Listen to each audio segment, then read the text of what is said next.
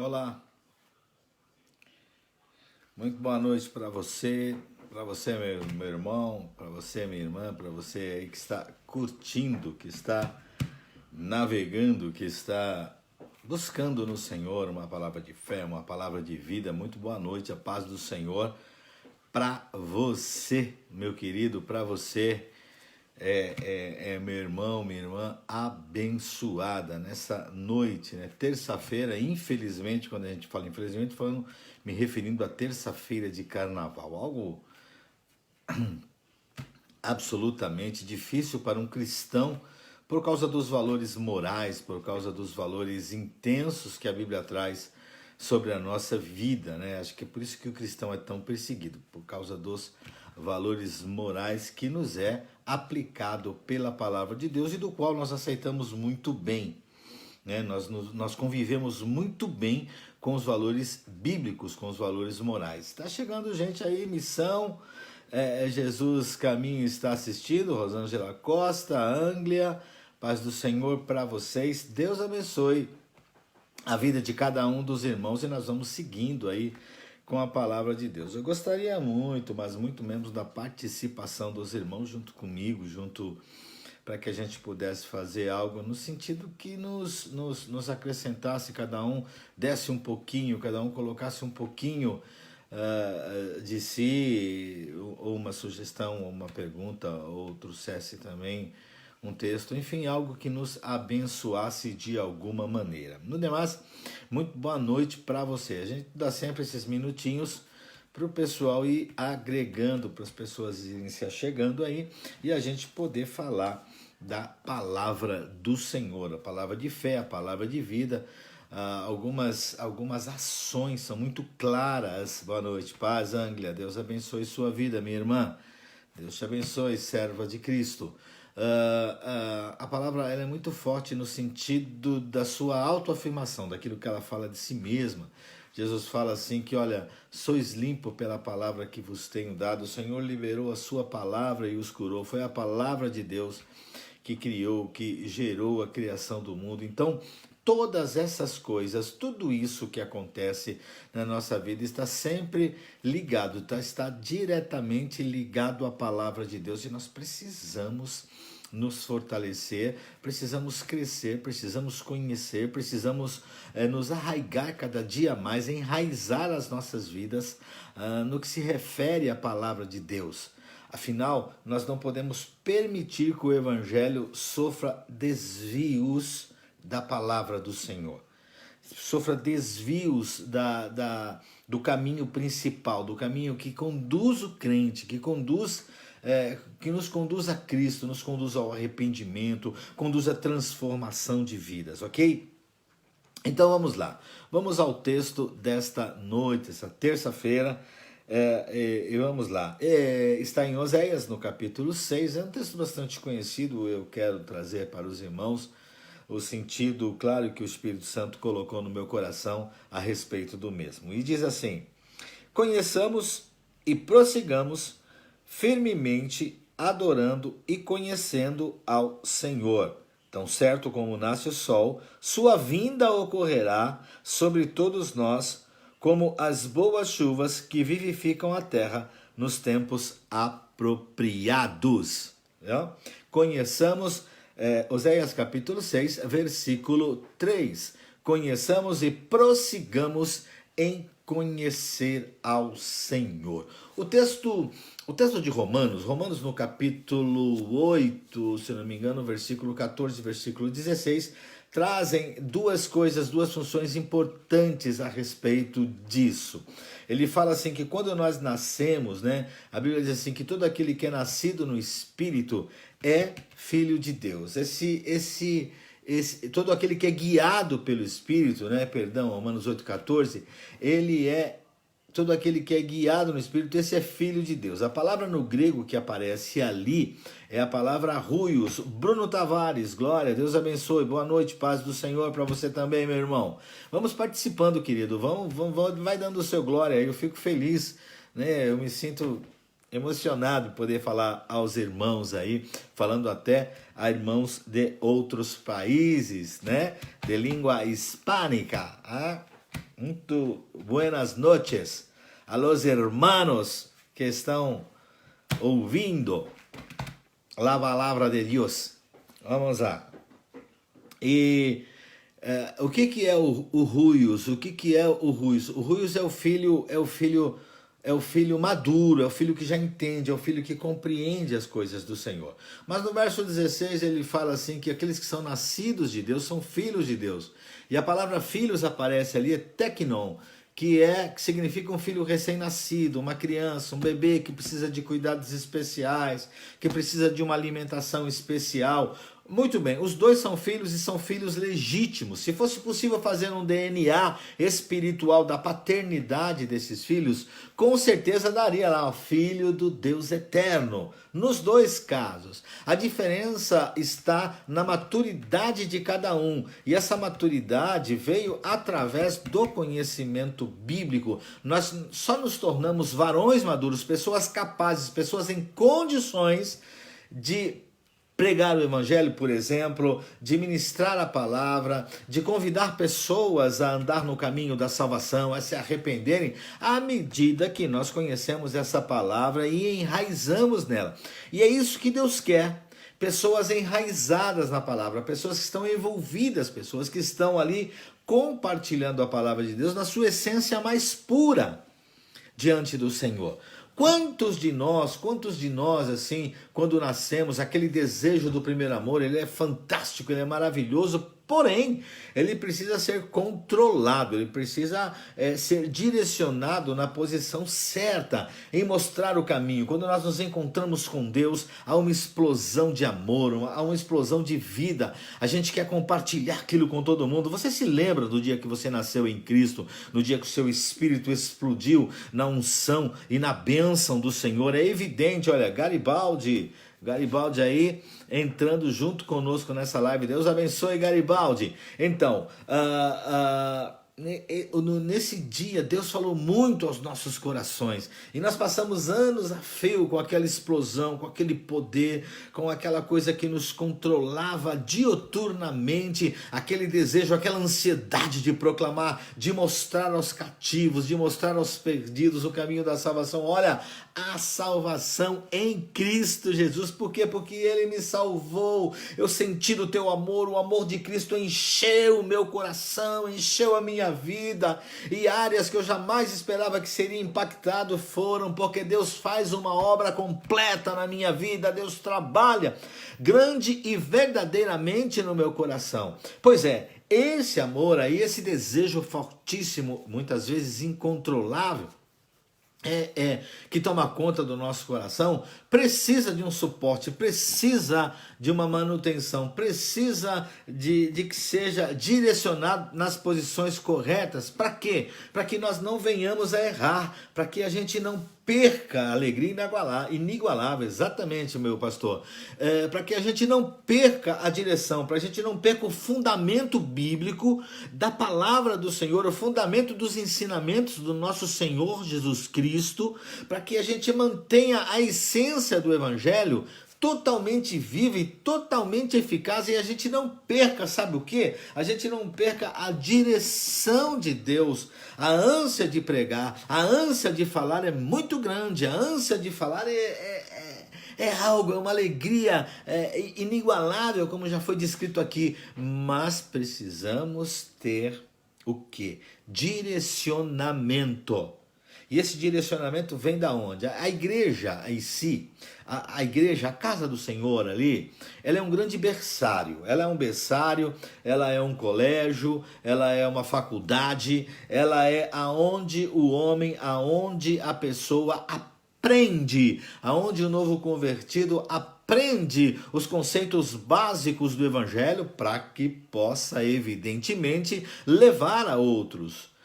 O apóstolo Paulo fala numa das suas cartas, se eu não me engano é a Timóteo, ele fala assim, olha, o que de mim aprendestes diante de tantas testemunhas, ensina, confia a homens fiéis que vão levar também esse ensinamento a outros. Ou seja, o que eu estou dizendo aqui é algo que eu aprendi, o Espírito Santo não está dando isso para mim como uma novidade, como algo novo, como algo que que é exclusivo. Não, eu aprendi de alguém, alguém gastou tempo comigo, alguém gastou tempo com a minha vida, com treinamento, ensinando a palavra do Senhor, ensinando os caminhos, ensinando como fazer, como pregar, por que pregar, por que nós somos salvos, por exemplo, por que nós somos salvos, o que é a garantia da salvação em Cristo Jesus nas nossas vidas. Aí a gente vai lembrar da palavra de Deus e ele diz assim, olha, pela graça sois salvo, mediante a fé, e isso não vem de vós, é um presente de Deus, ou seja, a fé que nos conduziu à salvação é um presente, é um dom que o Senhor deu àquele cujo coração se abriu para que o Espírito Santo entrasse e convencesse o homem do pecado e do juízo. Olha que coisa interessante de se pregar. Que coisa maravilhosa. Quando nós abrimos o coração, o Espírito Santo entra e convence o homem do pecado e do juízo, o leva ao arrependimento e a graça nos salva. Então uma porção tremenda, uma porção gigantesca de fé adentra ao nosso coração e nós passamos evidentemente a brilhar a graça de Cristo em nossas vidas e em nossos corações. Então, entra, o Oséias fala, conheçamos e prossigamos em conhecer ao Senhor, que precisamos crescer na nossa fé e no conhecimento de Deus. E o que traz o conhecimento? O que nos revela Deus, se não é a sua palavra, que nós nos prendemos, que nós nos agarramos veementemente a ela. Por que é tão importante conhecer e prosseguir em conhecer ao Senhor? Porque o inimigo, ele usa de má fé. O inimigo não usa, atenção para isso, o inimigo não joga com armas limpas. Não. Não espere o inimigo chegar, estender a mão para você e falar, ó, muito prazer, eu sou o diabo, vim para matar, roubar e destruir. Ele não vai fazer isso, jamais. Ele é inteligente demais para isso. Mas ele vai tentar semear na nossa vida joio. Ele vai semear ali na igreja joio. Ele vai semear no nosso campo joio. Ele vai vir de noite. E nós precisamos aprender a identificar esse joio. Nós precisamos aprender a ter paciência. Porque os homens falaram, vamos lançar, vamos queimar o joio, vamos arrancar. E o Senhor do campo disse não, porque não é tempo ainda, precisamos aprender a identificar o que é joio e o que é trigo, e isso vai acontecer só no dia da colheita, e se a gente fizer isso agora, nós vamos arrancar junto com o joio, o trigo. É um risco que se corre, e nós não podemos desperdiçar uma alma sequer pode ser desperdiçada, porque o sangue do Cordeiro verteu na cruz do Calvário, para que essa alma pudesse estar lá, e nós não podemos correr riscos nenhum, nós não podemos fazer esse tipo de coisa, porque o Senhor certamente nos cobrará por isso. Então, nós temos que andar nos caminhos do Senhor e com sabedoria, aprender, ter a humildade, descer à casa do oleiro, quantas vezes forem necessárias, descer à casa do oleiro para quê? Para aprender de Deus e aprender a uma coisa. Eu vou usar uma palavra agora, que eu não sei como é essa palavra em espanhol, mas em português é relativizar. O que significa relativizar? Relativizar é o seguinte, é você flexionar para um lado ou flexionar para o outro conforme a sua vontade. Então o camarada, ele pega a Bíblia, ele pega os escritos e flexiona. Não, eu vou pegar só o que me agrada, eu vou pegar só o que me convém. Aí eu vou colocar uma bateria de escola de samba dentro da igreja, aí eu vou pegar os irmãos da igreja e falar, a título de evangelização, vamos sair no bloco de carnaval evangelizando, né? Daqui a pouco nós vamos falar, entra lá no prostíbulo, você se deita com uma prostituta e depois você vai evangelizar. Não, nós não precisamos mergulhar no pecado para mostrar ao pecador que aquilo é pecado. Nós não precisamos participar do pecado que está acontecendo, nós não precisamos participar da festa da carne. Quem convence o homem do pecado e do juízo é o Espírito Santo, e nós não temos que nos misturar com isso. Uma vez eu estava assistindo um vídeo de um pregador, e esse camarada, ele é muito bom, ele é muito usado por Deus, E ele canta em forma de rap, de letras. E a letra é muito bíblica. Embora aquele ritmo seja de rap, é muito bíblica, é muito centrada em Cristo. Ele fala assim sobre a graça da garça. O que é a garça? Já viu aquela ave que tem pernas bem compridas e aquela plumagem bem branca? Pois é, ele pega exatamente aquilo e faz uma analogia com relação à vida do cristão. Ou seja, a graça anda em meio à lama. A garça, ela vive ali na lama, pois ali é o ambiente de vida, é o ambiente onde ela pode se sustentar e se proliferar. Porém, a garça não suja suas vestes com a lama. A garça não suja as suas penas brancas, branquíssimas, com a lama. Assim é o cristão. A gente está num mundo que está cheio de pecado. Mas Jesus orou assim: ó Pai, eu não os peço que os tire do mundo, mas que os livre do mal. Ou seja, nós não precisamos participar do pecado para mostrar aos outros que pecado é pecado. As nossas vestes precisam permanecer limpas, precisam permanecer alvas, precisam permanecer brancas.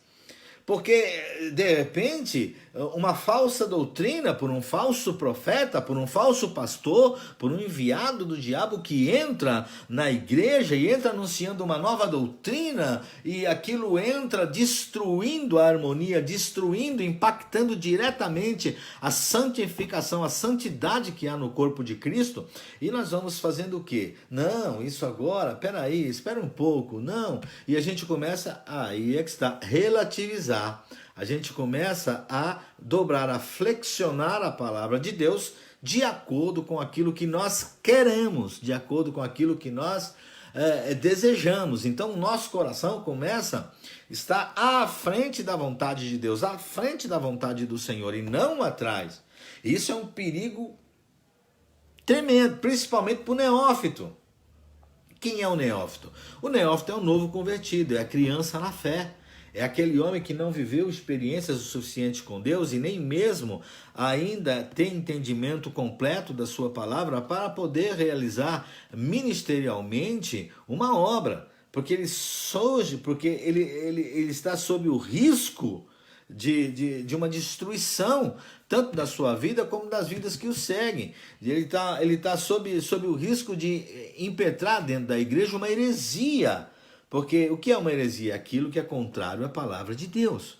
Aí aparece, vem alguém, cria uma novidadezinha, tal, vem aquele irmão rebelde que não se sujeitou a uma disciplina na igreja, e ele começa a difamar o pastor, a difamar a igreja, ele vai lá e abre outra igreja, ele funda um ministério, e naquele ministério pode fazer as coisas que justamente pela qual ele foi disciplinado, entendeu? Mas lá pode, aí todo aquele, e começa a arrebanhar pessoas, e se não houver fundamento em nossas vidas, se não houver fundamento na vida dos neófitos, se não houver fundamento sendo colocado na vida dos novos convertidos, é a hora que o pastor entra com seu cajado, é a hora que o pastor entra para proteger o rebanho dos lobos, dos leões, dos ladrões que querem atingir, que querem impactar, que querem roubar, que querem ferir, que querem matar o seu rebanho. É a hora que o pastor entra, e o pastor entra ali, querido. Eu não conheço um pastor que não se machuca, eu não conheço um pastor que não tem marcas profundas dessa guerra terrível espiritual que é travada contra os ladrões de igreja, contra os ladrões de alma, contra os ladrões que tentam arrebanhar, que tentam mexer no rebanho que foi dado aos pastores em todas as nações do mundo. Eu não conheço um só pastor que não traga em si marcas profundas de guerras, de batalhas que sofreu, e às vezes algumas até perdeu, e pastores que deram a vida por esse evangelho, deram a vida pelo evangelho, morreram em batalha, lutando ali, defendendo o seu rebanho. Pois é assim que as coisas funcionam. Nós vivemos numa guerra tremenda. Por quê? Porque este lugar aqui não é o nosso lugar de descanso. Este lugar aqui que nós vivemos não é o lugar escolhido por Deus para o nosso descanso. A nossa vida aqui é temporária, a nossa vida aqui é só uma passagem, pelo menos por enquanto não vou entrar na área de escatologia, pelo menos não hoje, qualquer dia podemos falar sobre esse assunto, mas não hoje, não hoje, não hoje. Hoje nós falamos no prosseguir no conhecimento, prosseguir em conhecer a Cristo, prosseguir em conhecer as verdades estabelecidas por Deus para que sejamos felizes, porque o Senhor, Ele tem o manual, foi Ele quem nos construiu, Ele sabe daquilo, Ele sabe exatamente daquilo que nós precisamos. Vai dando seu boa noite aí, vai dando a paz do Senhor. Vai falando de que lugar que você está. Fala, ó, aqui é São Paulo, aqui é Minas Gerais, aqui é Rio de Janeiro, aqui, enfim, vai colocando aí, vai escrevendo, dá o seu parecer aí, assina a sua lista de presença aí, que isso é muito bom pra gente, tá legal? É muito bom, é muito animador ver a participação dos irmãos na nossa live. Não, quando eu digo nossa, eu tô falando mesmo nossa, de todos os pastores, de todas as pessoas, de todos os irmãos que fazem live aqui por esse canal. Amém? Então, vamos lá, continuando, dando prosseguimento ao texto de Oséias. O que Oséias encontra aqui? Como que estava Israel? Israel insistia em viver em pecado. É algo interessante isso. Nós vamos encontrar pessoas ao longo do nosso caminho, nós vamos encontrar pessoas que elas até vão chegar na igreja. Elas vão até bater na porta, elas vão até sentar no banco, elas vão até cantar com jovens, elas vão até fazer alguma coisa na igreja, mas elas vão insistir em viver no pecado. Não é que Deus não pode libertá-las, a questão não é essa, a questão é que elas querem, elas gostam daquilo, elas gostam de viver no pecado, é uma decisão pessoal de cada uma delas, e elas não vão abandonar o pecado. Assim estava Israel vivendo nessa época. E o que Oséias fala, o que o profeta fala, o que Deus usa a boca do profeta para ensinar ao povo? Olha, vocês precisam continuar aprendendo a minha palavra para se libertarem. Vocês precisam continuar aprendendo para se libertar. Bom, agora eu quero ser um pouquinho mais profundo, e eu preciso da compreensão dos irmãos neste momento, porque o que eu vou dizer agora tem muito a ver com o particular de cada um, o particular de cada homem. Veja bem, quando uma pessoa que está enferma, ela vai para um hospital, começam a acontecer coisas assim. Se ela tem uma determinada enfermidade ou várias enfermidades, essas enfermidades vão sendo tratadas de acordo com o potencial, com a capacidade física, com a saúde, com o nível de saúde que cada pessoa apresenta. Então, a pessoa, por exemplo, precisa de uma cirurgia cardíaca, mas o corpo dela ainda não está pronto para aquela cirurgia cardíaca. Então, eles vão cuidar da birruguinha que nasceu não sei aonde, vão cuidar de uma coisa e vão fazer um tratamento para que aquela pessoa esteja apta, esteja suficientemente forte para conseguir resistir a uma cirurgia cardíaca, uma cirurgia do coração. Ok, na igreja isso não é diferente. A gente chega na igreja, a gente chega na casa do Senhor, todo cheio de mazelas, todo cheio de feridas. Essa é a verdade. A gente vem do mundo e o mundo colocou um monte de coisa podre, um monte de enfermidades, um monte de tristeza, um monte de angústias na nossa vida. A nossa própria vida foi uma calamidade de tempestades, de furacões que se abateram, que bateram na nossa porta, que destruíram, que arrocharam com tudo que nós tínhamos. Não é assim? E nós vamos criando ao longo do tempo feridas que vão ficando no nosso coração, vão ficando lá dentro. E são coisas que precisam ser tratadas. E Deus é Pai. E Deus não nos abandona. Nós servimos a um Deus que ama os seus filhos, que não abandona seus filhos. Que, lá, chegou, senta lá. Não, não é assim não. Deus vai querer tratar de você sim. Deus vai tratar de mim sim. Deus vai tratar de você sim, meu irmão. Deus não vai deixar nenhuma ferida sangrando dentro de você, até porque você pode morrer por causa disso. Deus não quer que você morra. Eu vim para que tenhais vida e vida em abundância. Não é para morrermos, não é para nos perdermos que nós somos chamados, mas sim para declararmos a vitória que há no nome de Jesus e Jesus se manifestar através da nossa vida. Então, à medida que nos fortalecemos, ó, preste atenção, à medida que crescemos no conhecimento, à medida que nós aprendemos e nos fortalecemos e temos o pleno entendimento do que é Deus na nossa vida, do que Deus pode realizar e Ele vai realizar nas nossas vidas, nós somos chamados pelo Espírito Santo e Ele vem, Ele nos abraça e fala, vem cá, meu filho, vamos cuidar disso daí agora. Isso é para crente, isso é para cristão. Isso é para aquele homem, para aquela mulher que ama a Deus. Ele vai se deixar tratar, ele vai se deixar cuidar.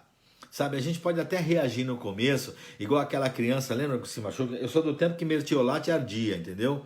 Quando minha mãe ia passar mertiolate, eu era garoto e me machucava, e faz tempo isso, ardia e ardia muito, e eu chorava. Então a criança não sabe se deixa passar o remédio porque vai doer, ou se deixa passar o remédio porque vai sarar, vai fazer com que cure a enfermidade. Então quando Deus nos chama, o Espírito Santo vem, nos abraça e fala, vem cá, meu filho, vamos conversar. É um momento de tratamento. É alguma área das nossas vidas que você se esqueceu, que eu me esqueci, mas que Deus se lembra. E Deus sabe a necessidade de cada um. E Deus sabe que você e eu precisamos ser tratados naquela área, precisamos ser cuidados naquela área. E Deus, não, Deus não vai nos abandonar. Deus não vai deixar, Deus não vai falar assim, já que não quer ser tratado, fica aí. Fica sofrendo. Não, Deus não vai fazer isso. Não espere esse tipo de atitude de Deus. Não espere que Deus te largue, que Deus te deixe assim ao lado. Não, Deus não vai fazer isso. Não espere isso de Deus, não do nosso Deus. Não, nós servimos a um Deus que cuida, a um Deus que vela, a um Deus que zela. Irmãos, há quanto tempo eu estou falando, hein? Eu não sei, eu estou sem relógio aqui, ó. Mas já são 10 horas e 53 minutos ali no relógio, ali aqui atrás de mim. E o tempo passou rápido, porque eu comecei exatamente, era 10h30. Ó. Já são 10h53, está chegando a hora de terminar. Mas vamos concluir. À medida que nós crescemos no conhecimento de Deus, à medida que nós progredimos em Deus, o Senhor vai tratando das nossas vidas. Algumas coisas serão rápidas, vão levar dias, outras semanas. Outras vão levar meses, outras vão levar anos, mas Deus vai tratar de todas. Quando que Deus vai tratar? Quando eu estiver pronto. E como eu acelero esse processo? Através do conhecimento de Deus. Porque ali eu esmago o homem que há em mim, eu esmago o ego que há em mim, eu esmago o eu que existe em mim, para que Cristo cresça e eu diminua. E quanto mais eu me diminuir, mais pronto eu estarei para ser cuidado, para ser tratado e para ser zelado pelo Deus eterno, pelo jardineiro fiel, pelo Deus que nos ama. Então é isso. A gente está ficando por aqui. Estamos terminando essa palavra. Tá bom? Que o Senhor te abençoe, que o Senhor te guarde, que Deus abençoe a sua vida. Tenha uma boa noite. Amém, Rosângela? Boa noite. Quem está ouvindo a gente aí, quem está assistindo, quem está participando, escreve aí, fala de onde você está. Ó, eu falo de São Paulo, eu falo só para a gente já se despedir aqui, para a gente terminar essa live, para a gente já passar para a próxima programação. Eu não sei o que o pastor Sérgio tem preparado aí, ou se tem mais algum irmão que vai fazer, vai trazer mais alguma palavra, algum ensinamento, eu não sei, mas Deus sabe. Tem bastante gente aí, eu não sei quantos irmãos, o pastor Sérgio, quantos irmãos, quantos membros tem já o nosso grupo aí, né? Jesus é o único caminho. Eu não sei, o pastor Sérgio deve saber. É que eu sou administrador, eu posso até ver essas informações, mas agora que me veio a curiosidade. Tá bom? Então, irmãos, no demais, irmãos meus, que o Senhor te abençoe. Eu espero que essa palavra tenha atingido pelo menos uma vida. Se uma vida foi abençoada por ela, eu já fico feliz. Amém?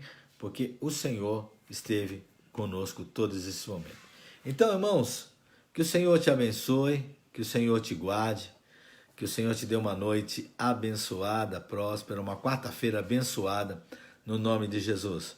Beijo no coração. Deus te abençoe.